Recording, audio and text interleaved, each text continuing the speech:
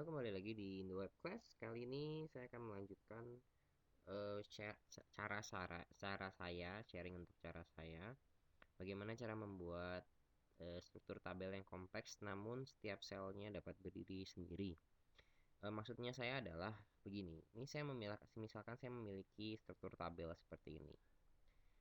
Suatu kondisi akan sering sekali saat kita mendesain sebuah layout, elemen-elemen ini ternyata lebih besar atau mungkin lebih kecil, memakan space yang ternyata lebih besar atau lebih kecil dari yang kita sudah desain.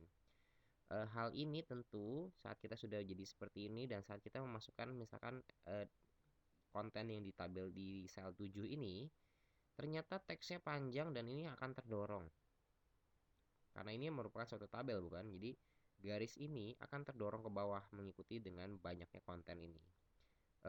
Cara yang jelek adalah kita bisa memasukkan dia ke dalam suatu division atau div, sehingga kita set ukurannya adalah segitu, sehingga jika nanti kontennya panjang ya nanti akan keluar scroll bar di sini.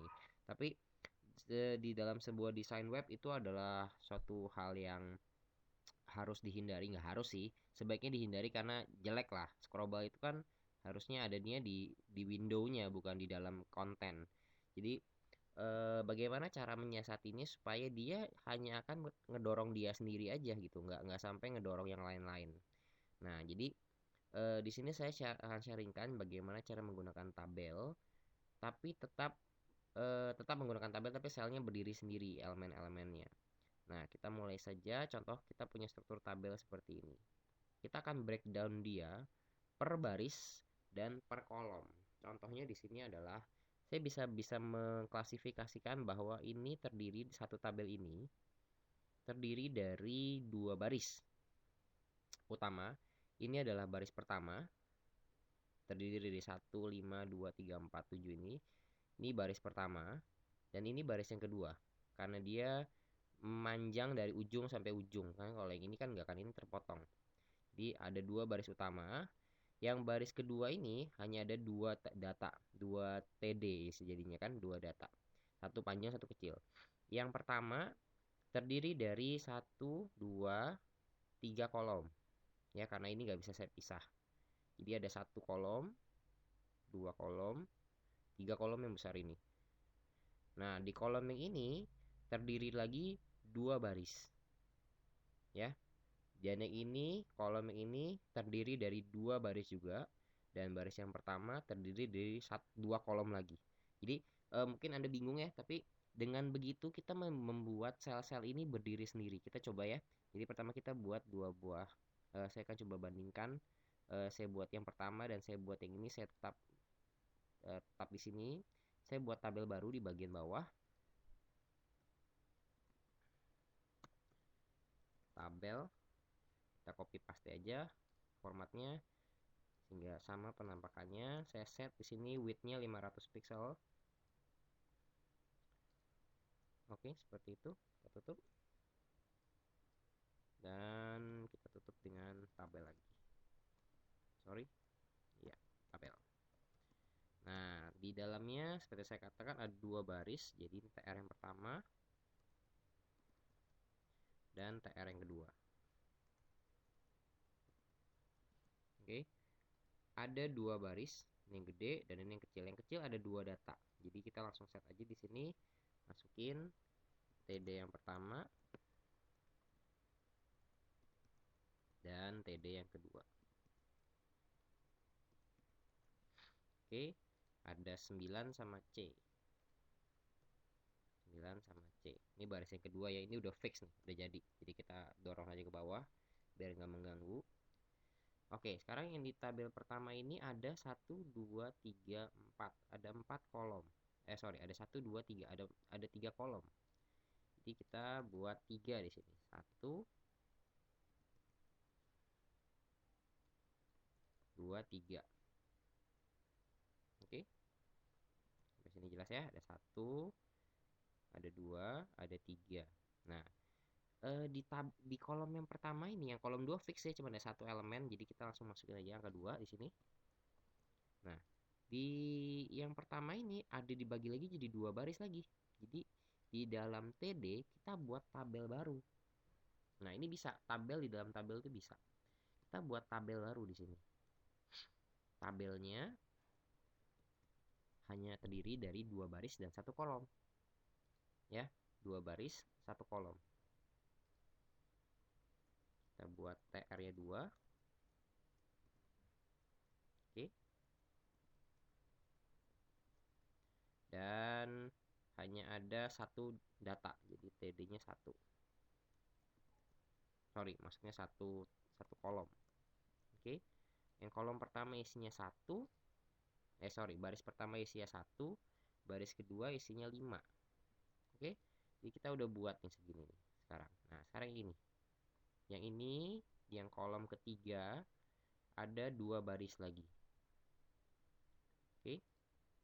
Jadi di kolom ini kolom kedua, ini kolom ketiga ya. Kolom ketiga ini kita buat lagi tabel di dalamnya. Tabel di dalam tabel. Tabel ada 2 baris. Baris 3, 4 dan baris 7. Seperti itu. Oke, 2 baris. Nah, yang baris yang kedua hanya ada 1 data. Kita langsung masuk aja TD langsung di sini, yaitu angka 7. Oke. Sedangkan yang baris pertama ada 2 data. Jadi ada TD. Nah, kita anggap ini sebagai 1 data dulu, karena ini 1 data ya, kita ingin menghindari namanya call span dan row span. Ini adalah teknik yang biasa saya gunakan karena saya kurang suka dengan call span dan row span, karena desain saya kebanyakan kompleks, jadi harus berdiri sendiri-sendiri. Jadi ini saya anggap sebagai 1 row terlebih dahulu. Saya buat lagi tabel di dalamnya terdiri dari 2 buah kolom. Jadi TD ini saya buat lagi tabel di dalamnya. Kalau ingin membuat tabel di dalam tabel ini, tabel yang di dalamnya harus di dalam TD ya, nggak boleh di dalam TR. Nah, tabel ini hanya ada 1 row, tapi datanya 2. Jadi saya bikin TD-nya 2 kali. Ini TD yang pertama, dan ini TD yang kedua. Oke, jadi mungkin agak terlalu cepat, tapi semoga apa yang saya terangkan cukup jelas.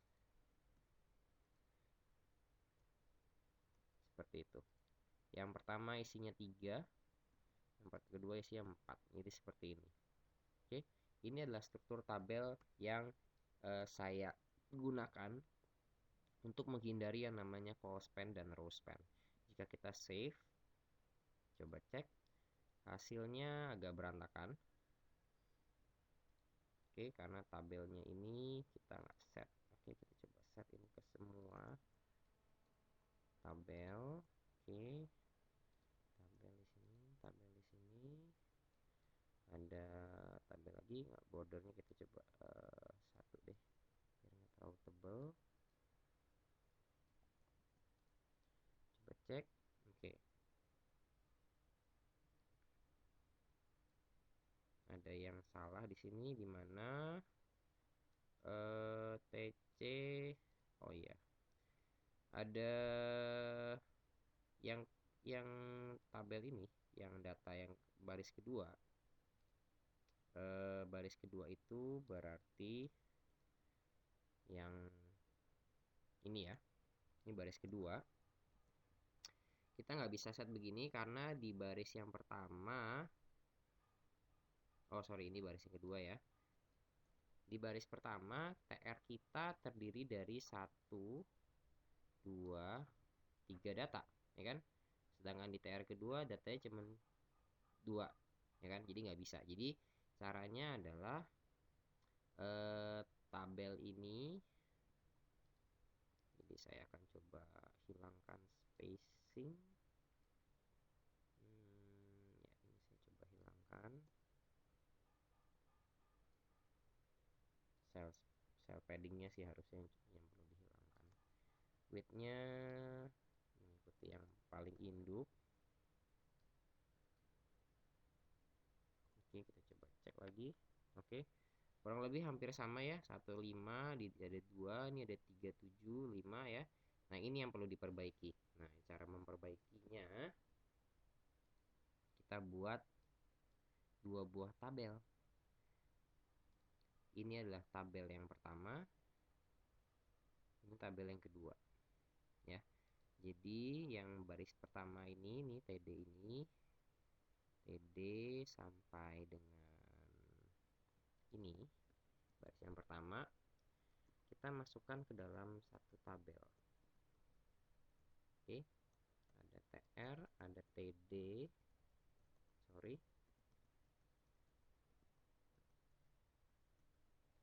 dan di TD ini ada tabel.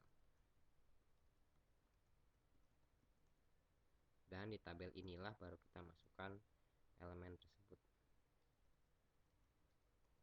Oke, jadi mungkin sorry agak lengkap-lengkap. Sedangkan yang tabel kedua ini, yang di row kedua sama, ada TD, ada TD, di dalam TD ada tabel.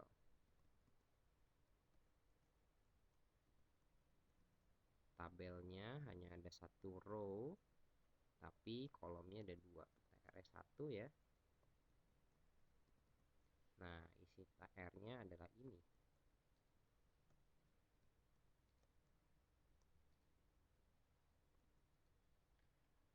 Ya, seperti itu. Dengan begitu kita bisa membuat elemennya memang nggak sama ya, tapi kita coba kalau set tabelnya ini width width widthnya 100%.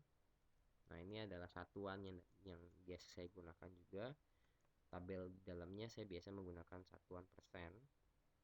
Di sini width 100%, tabel juga 100%, ini ada 1%. Cek lagi. Oke, masih belum, ini belum. Apalagi yang belum. Sudah. Nah, terlihat layoutnya sama. Nah, gimana cara nyamain sisanya? Ya, kita masuk ke setiap komponen. Yang ini misalkan kita masukkan ininya sama.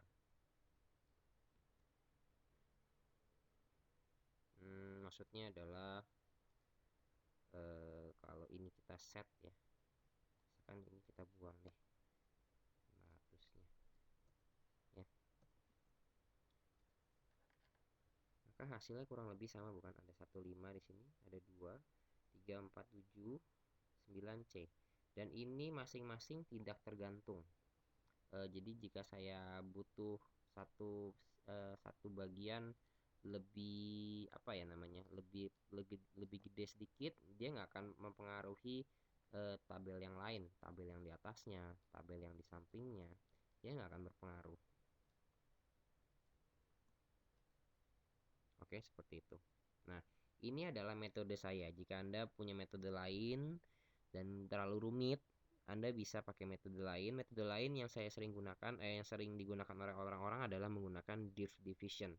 Jadi dengan begitu setiap sel atau setiap kotak ini tidak bergantung dengan kotak yang lain. Jika Anda perhatikan ini kan tingginya beda, ya kan? Kalau saya set yang tabel yang isinya 3 ini, saya pengen height-nya saya gedein. Jadi misalkan 30 pixel.